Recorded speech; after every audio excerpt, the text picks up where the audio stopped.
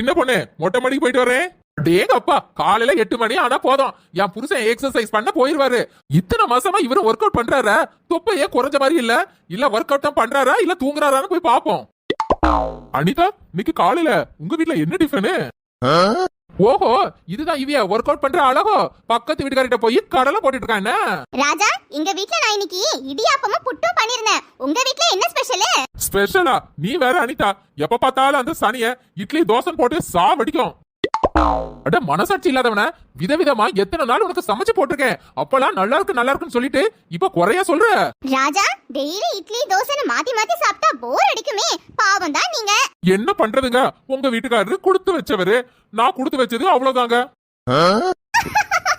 டே ராஜா, சின்ன பொண்ணு, உனக்கு இடியாப்பம் புட்டு நான் செஞ்சு தந்ததே இல்ல மோவனே.